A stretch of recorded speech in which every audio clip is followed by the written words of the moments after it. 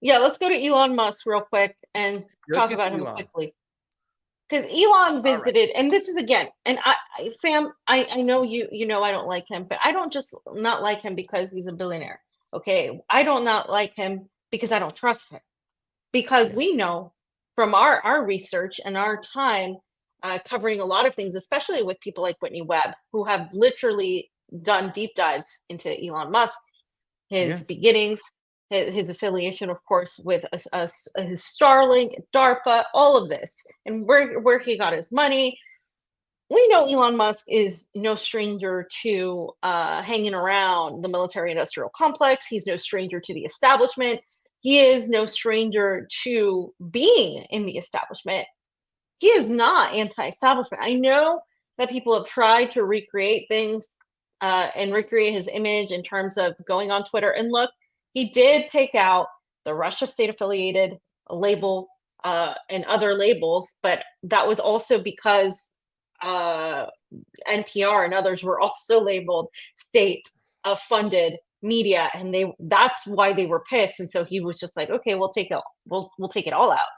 It doesn't mean that we're not being shadow banned. It doesn't mean that Palestinian content and pro-Palestinians uh, posters and tweets or X posts or whatever aren't getting taken down. In fact, they are being taken down. There are accounts that are promoted that are versus accounts that are not promoted. So there's a lot of that still going on, even with Elon at the helm. But Elon Musk has portrayed himself as a big free speech guy, right? That he believes in free speech and all of that. Well, I don't buy that because he is trying to make it so that if you do say from the river to the sea, if you tweet that, that it is saying that you want to ethnically cleanse Jews and that your account should be taken down. He has pushed that. He has tweeted that, and so people were making fun of him. He also said that the word um, colonization or colonizer, our occupation. He was making these allegations that these words were also alleging that Israel is some sort of evil entity that should be wiped out. That he was talking about, this meaning annihilation. And so, if we can't say those words, which are very real words, aren't you censoring speech? Yeah. So then, after that, he went on. He made a comment that seemed, I guess, a little pro-Palestinian, even though it wasn't. Um, and he went on, and he had met with Israeli authorities before, but now he just went and visited Bibi Netanyahu in Israel. And Costa said he bowed down to Netanyahu. I agree that he bowed down to Netanyahu. Let's take a listen to what we said. Did you want to say anything before we listen to this No, audio? jump right into it. Go, jump right into it. Let's play the video, then we'll provide context after. Okay, yeah, this is just the audio. Let's listen. Yeah, let's do it. Okay, how are they being trained to have to believe that murdering and having joy at the death of civilians is a good thing, and to stop that training? Well, I think you hit the nail on the head, because we have first a mission to destroy Hamas. Nothing's going to stop that, because if you want peace, destroy Hamas. If you want security, destroy Hamas. If you want a better life for the Palestinians in Gaza who've been hijacked by Hamas, destroy Hamas. All of that is a precursor to the question that you asked. You first have to get rid of the poisonous regime, as you did in Germany, as you did in Japan, in World War II. These were two. There's no choice. There's no choice. So that's a prerequisite. Yes. No but then look at what happened. I mean, what you had in Germany was denazification, and what you had in Japan under Douglas MacArthur was a cultural reformation. And Japan that you visit today is so different from Japan of the 1930s. Yeah. Germany that you visit today is so different from Germany of the 1930s.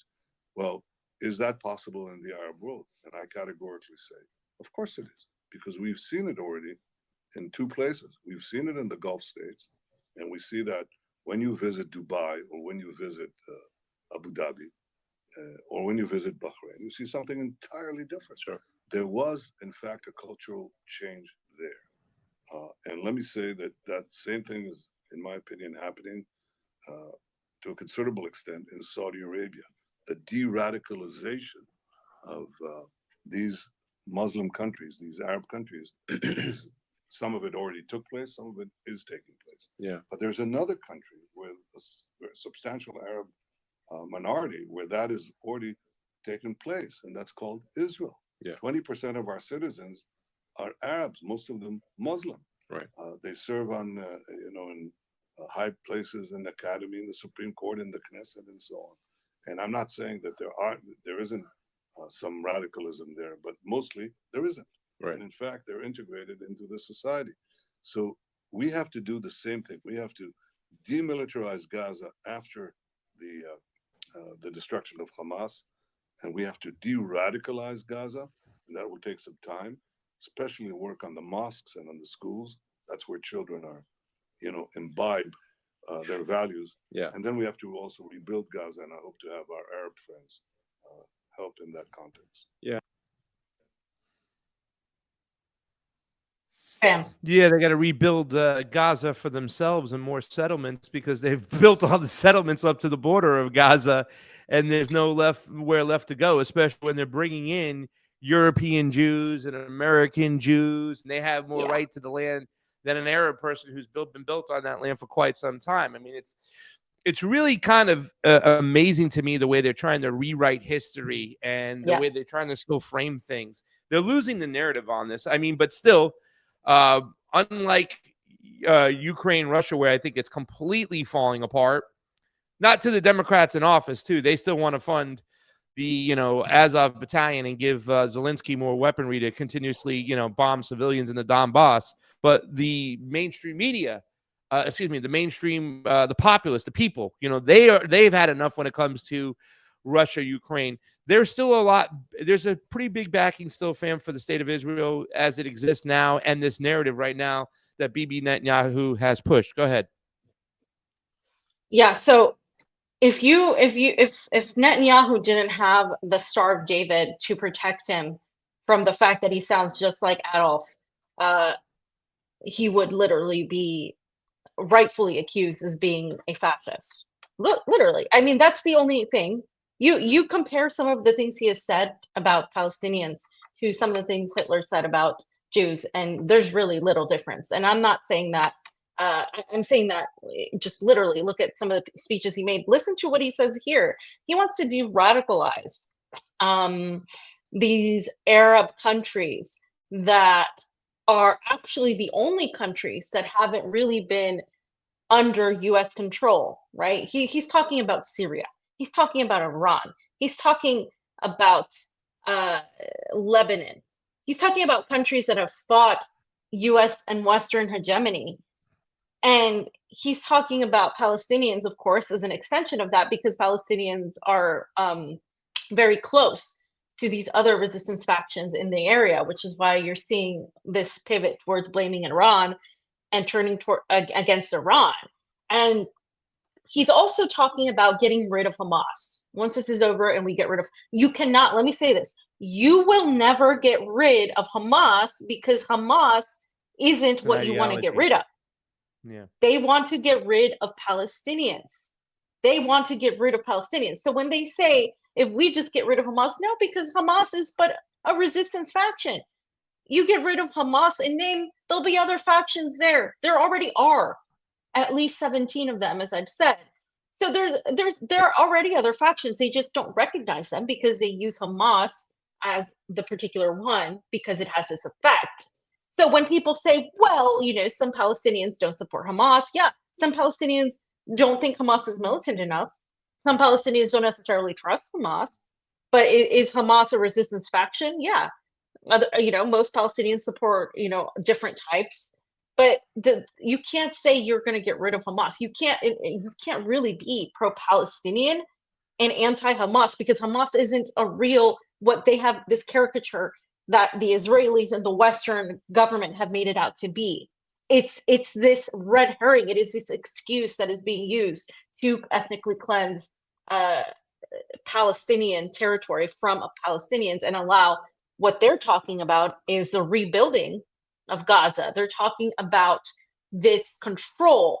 Now, it's kind of ironic to me that they're talking about this and they're being arrogant about it, because Israel isn't in any way, shape, or form winning. Actually, when you look at the body count of Israeli soldiers, it is much higher than the numbers that they are letting on.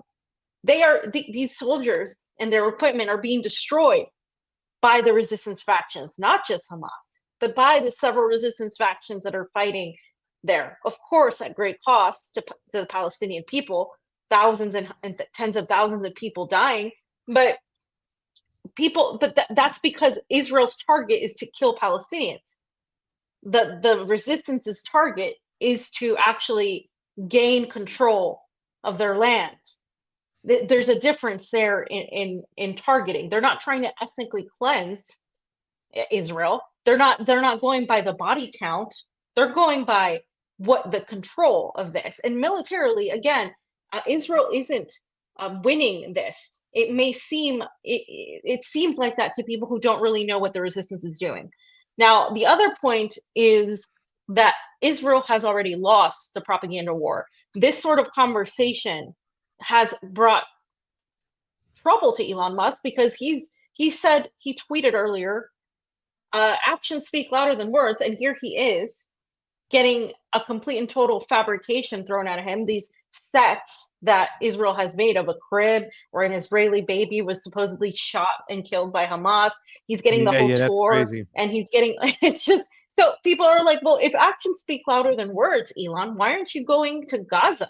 Why aren't you going to hang out with these, these why aren't people? You going to the West Bank? Yeah.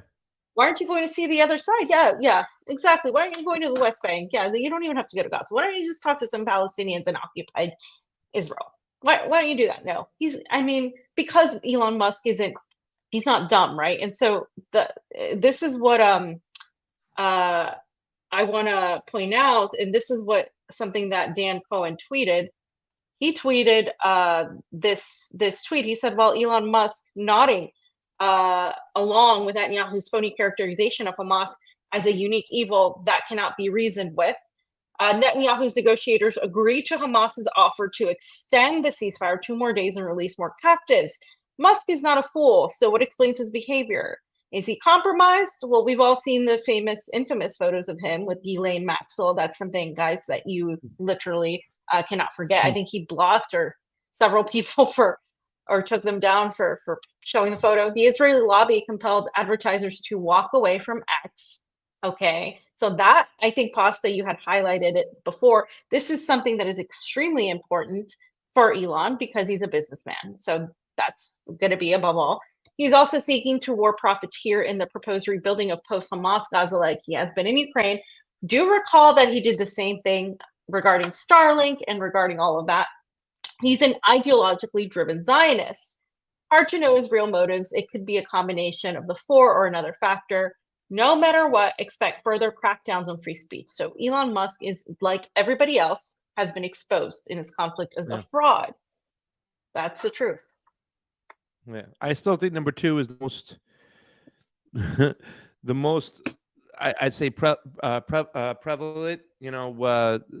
One of those lists, of those things. I think that the fact that he could lose his advertisers, what I'm saying, is really, really scary to him. That one right there, number 2. You know what I'm saying? He doesn't want to lose those advertisers. If he loses those advertisers, he loses that money. That's going to hurt his brand. And also too as well, I think there's just always anybody in the mainstream, there's a fear to talk about, what Israel has really done and what they are doing.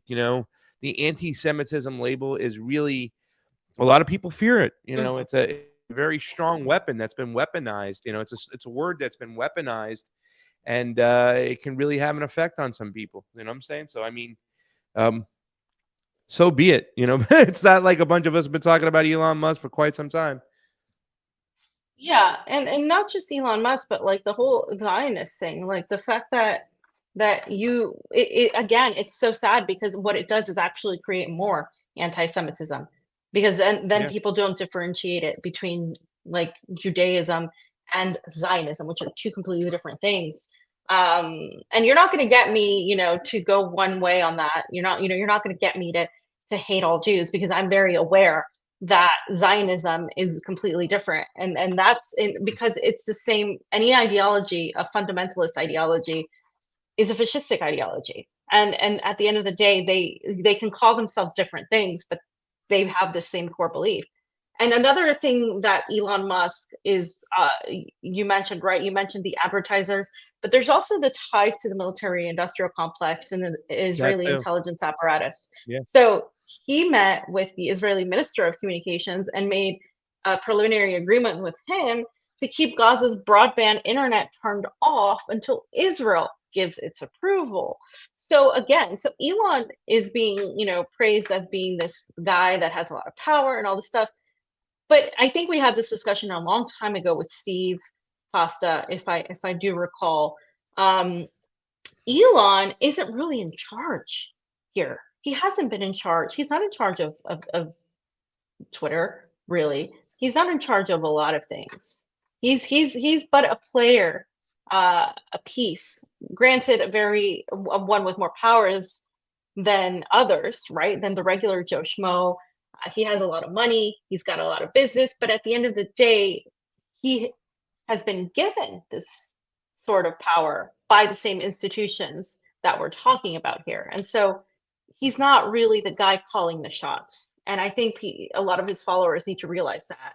You can't say you are a free speech advocate and then advocate for Israeli military intelligence. You can't say you're anti-establishment and then, do all of this, which is ironic because he did say actions speak louder than words, and they really do. And Elon's actions just show he's just another, false hero. And this is why y'all don't expect a hero. Don't expect people to come, especially from the same institutions and the same holes that created the problems to solve them. It's just Batman doesn't really exist. It's just not a likely Yeah. scenario. Yeah.